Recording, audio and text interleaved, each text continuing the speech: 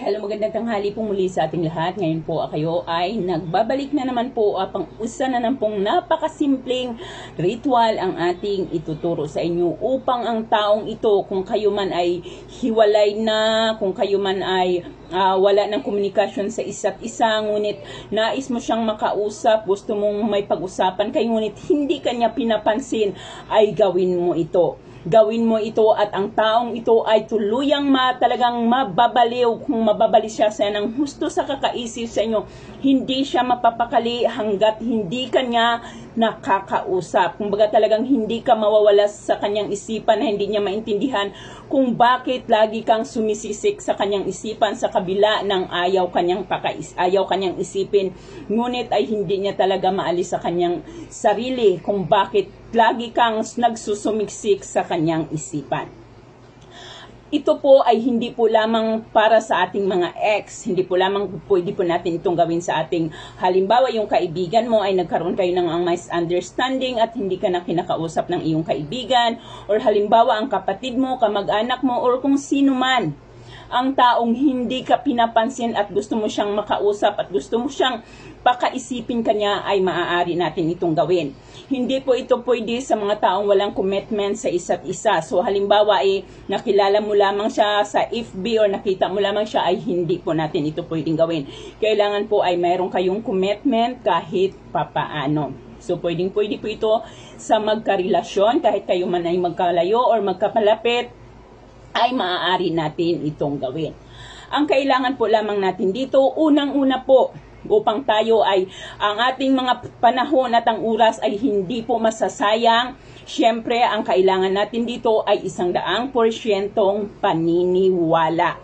Marami na po tayong natutulungan sa mga ganito. Sila po ay may 100% paniniwala. Minsan ay hindi po ito agad-agad tumatalab. Ngunit kung ikaw ay patuloy na umaasa at magtiwala at hindi ka mawawalan, yung hindi ka magkakaroon ng duda, ay talagang mangyayari ang iyong kahilingan at iyong mga ninanais na mangyari.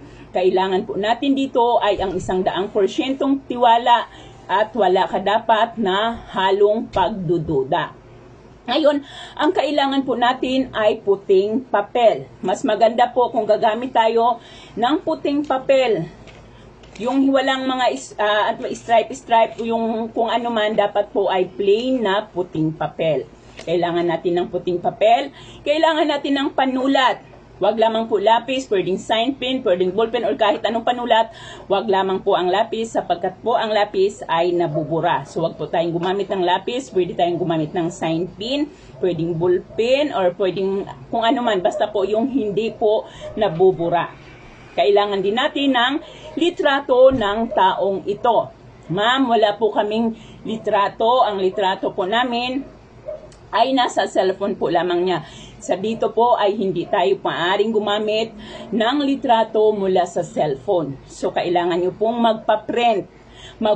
Kung kayo ay may mga litrato sa kanyang cellphone, ay napakadali na lamang po natin itong ipa-print. Napakadali na po natin itong ipa-print.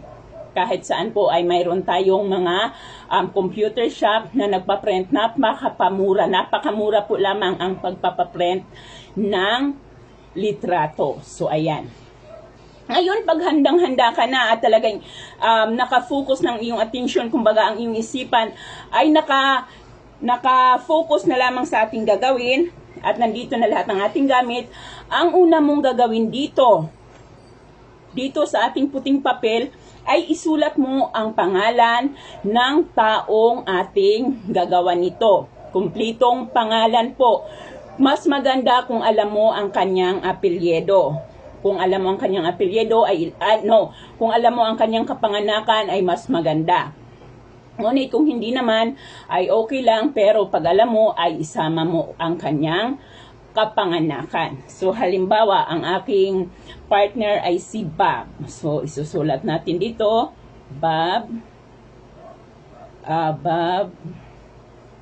Dornan. So siya po ay pinanganak ng July 3, 1958. Ayan. So, ayan. Isusulat natin dito. Ayan. Pagkatapos sa baba nito ay isulat mo naman ang salitang ito. Isulat mo ang salitang ito. Pakaisipin mo ako. Paka-iisipin mo ako. Pakakaisipin mo ako sa lahat ng oras. At ng oras. Ayan. Pakaiisipin mo ako sa lahat ng oras. Tapos sa baba ulit, ay isulat mo ulit ang kanyang pangalan. So, Bob. Ayan. Jornan. July 3, 1958. So, ayan. Tapos, ganun po ulit. Ganun po ulit ang ating isusulat. Pakakaisipin mo ako sa lahat ng oras. Pakaiisipin mo ako sa lahat ng oras. Tapos, pangalan niya po ulit.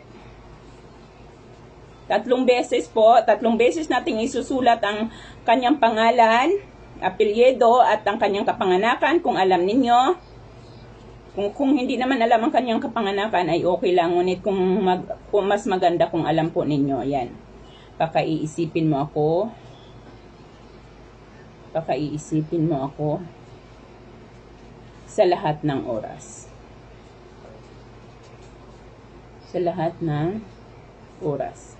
And then, sa baba po ay isulat mo ang salitang thank you. Yan.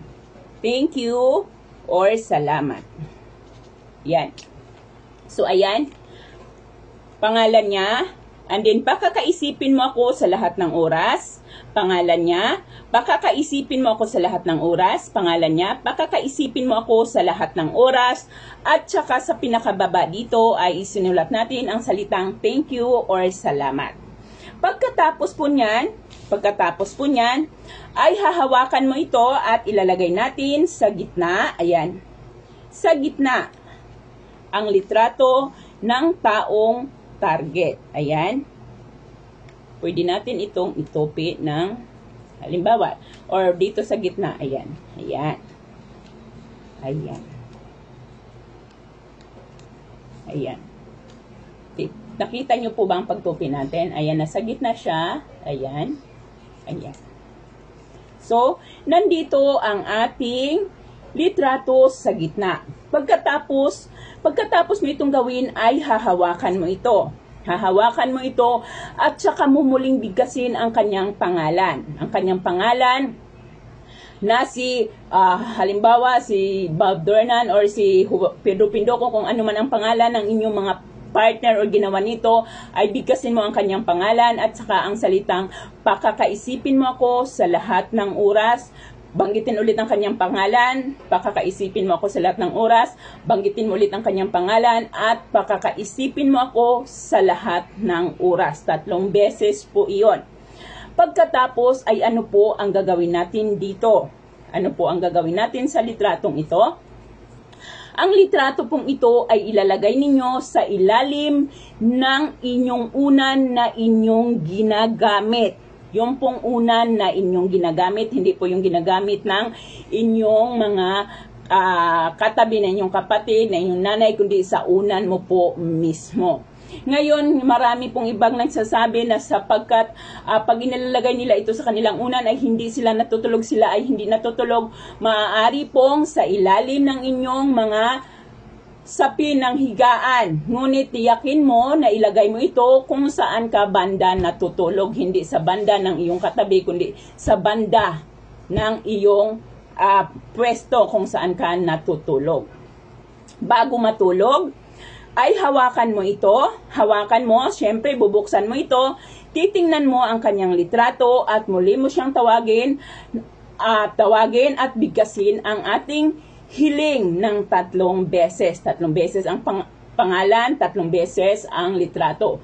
Pagka bigkas ng pangalan ay hiling, bigkas ulit ng pangalan, hiling, bigkas ulit ng pangalan at hiling. Tuwing matutulog ka, 3 gabi ay sunod-sunod. Kailangan ay hindi mo ito malaktawan. Kailangan ay sunod-sunod. Ngayon po, pag malaktawan mo ito, kailangan ay bumalik ka ulit sa pag-i-start sa umpisa. Ayan po. Pagkalipas ng 3 araw, so halimbawa, ang maaari lang po natin itong gawin ay Martes o Biyernes. Alam po natin na ang Martes ay Biyernes ang pinakamagandang araw ng paggawa ng mga ganitong uri ng mga mahika. So, Martes at Biyernes bago kayo matulog. Martes o Biyernes. Kung kabilugan naman ng buwan ay kahit anong araw basta bilog ang buwan. Ngunit kung hindi po bilog ang buwan ay Martes at Biyernes lamang po ito gagawin ng gabi. Pagkatapos ng 3 days, so Martes ka mag-umpisa ng gabi. So Martes ka nag-umpisa ng gabi. Dahil Martes mo na ito yung umpisan, counted na po iyon. Martes, Miyerkules, Huwebes. So tapos ka na ng Huwebes ng gabi. So umaga ay pwede mo na itong tanggalin doon sa inyong pinaglalagyan.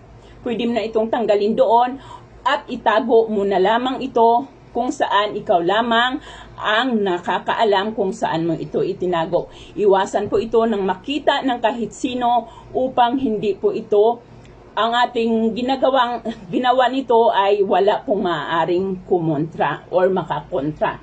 Kailangan po ay hindi ito makita upang wala pong sino mang makakontra sa ating mga ginagawa. Sumuli po, dapat po gagawin ito nang ikaw ay may malinis na intensyon at wag na wag itong paglalaruan kahit anumang klaseng uri ng gayuma ang ating ginagawa ay wag na wag po ninyong subukan itong laruan kung ayaw mong mas doble-doble pa ang babalik nito sa inyo. So ayan po lamang, maraming salamat po at magandang tanghali sa ating lahat.